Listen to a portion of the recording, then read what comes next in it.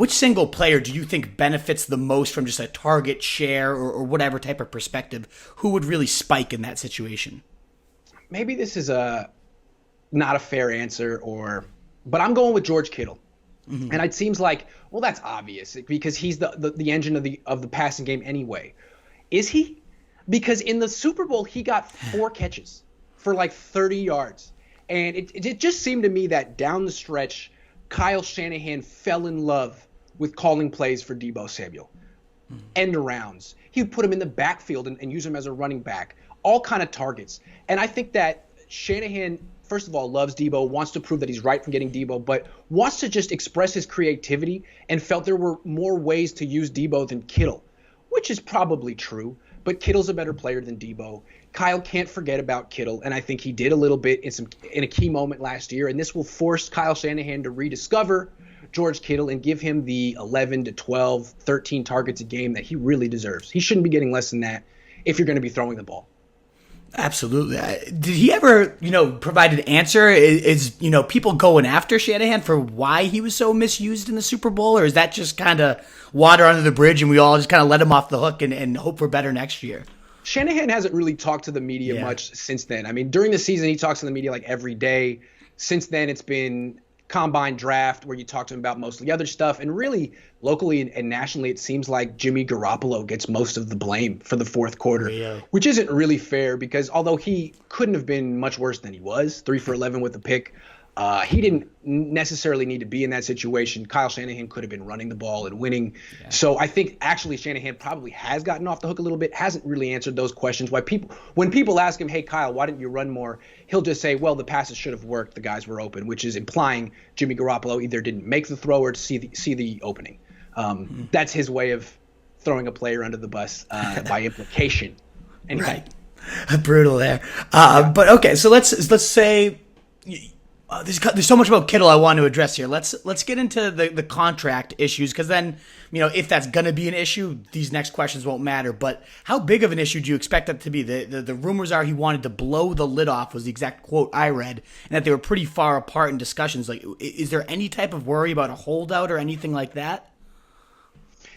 Well, I would think that he would hold out. If I were him, I would. And if I were his agent, I would advise him to hold out. But I saw last week before someone got COVID-19 and the whole operation had to shut down, the Niners were working out as a team, not as a team. There were about 15 players on offense working out together in Nashville, and Kittle was one of them. Mm-hmm. That's not exactly what you would expect from a player who's about to hold out in 2 months. So I think he wants $22 million or 20, and I think he feels he deserves it. Will he hold out? I don't know. Let me ask you, because I don't know the rest of the league as well as maybe you do. Are there parallels between him and Dak Prescott? I mean, it's tough to know. In terms of money. Because Dak wanted a lot of money and has wanted it for a while. He didn't get it last year and played anyway for about $2 million. Didn't hold out. And now is still in a position to ask for $35-40 million. Could Kittle do something like that? You could see it. I mean, especially because he is so complete at tight end. You just don't see it anymore. The blocking, just throwing people on, and then still so good as a receiver, too. I think he certainly would be justified in it. But you're right. It doesn't, a lot of players are taking that, well, okay, I'll get this franchise. And that's the thing was he was making so much in 1 year anyways. With Dak, he's going to make 30-something regardless of whether he plays. Whereas if Kittle plays this year, what's his contract? I mean, he was a 5th rounder. He's probably, looking at bare minimum. So that might be the one difference here is Dak, if he shows up, knows he's got, 30 million reasons to show up. Whereas Kittle, his whole financial security is still on the rope. So I don't know. It's an interesting line to draw our question to think about. The way I look at it is he can't go to practice in training camp because he could get hurt.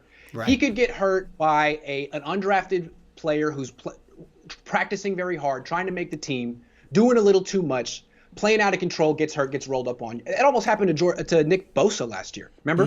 He played 8 days and had to shut it down. You do not want that. I mean, Kittle can't let that happen to himself before he gets paid. So what he can do is say, look, I'll be around the team as much as possible. You understand why I can't practice. Right. I don't really need to practice. I'm George Kittle.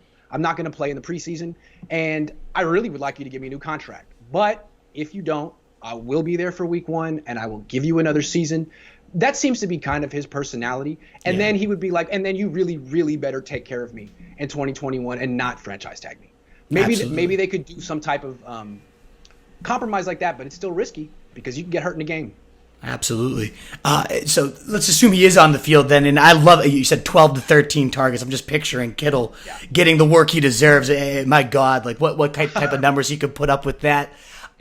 One, maybe that's the first question, is if he does receive that volume, what type of weekly stats do you expect him to put up? But then the other question too is, you suggested too, he doesn't ever really score touchdowns. He's never topped 5. What is the reason for that? He's 6'4". He's a mammoth. He can move. Like, is there a reason we should ever expect some positive touchdown regression? Why doesn't he ever score? What's going on there? I think it's more a reflection of Kyle Shanahan than George Kittle. I think if you put George Kittle on the Saints or the Chiefs or the Eagles, he would score 10 to 15 touchdowns a year, or the Patriots. But for whatever reason, Kyle Shanahan, as excellent as he is, has historically been much better at gaining yards than points. And even in years where he scored a lot of points, his red zone production has been middle of the pack at best. And I don't really know. I mean, I can't really say why. I just feel like his running game, his players are a little small. His running game's a little finesse. All that zone blocking, offensive linemen who need to be able to run and execute blocks downfield.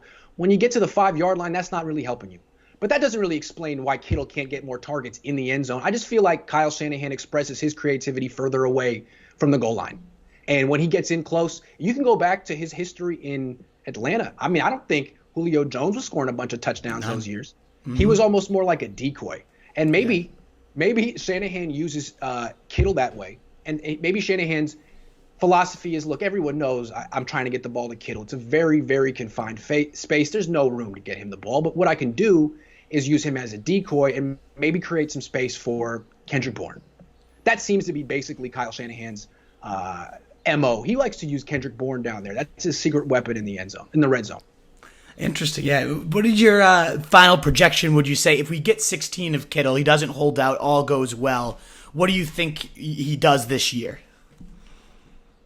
Oh, I would say 1,200 yards and 6 touchdowns. Awesome. You know, a typical Julio Jones season, a typical George Kittle season.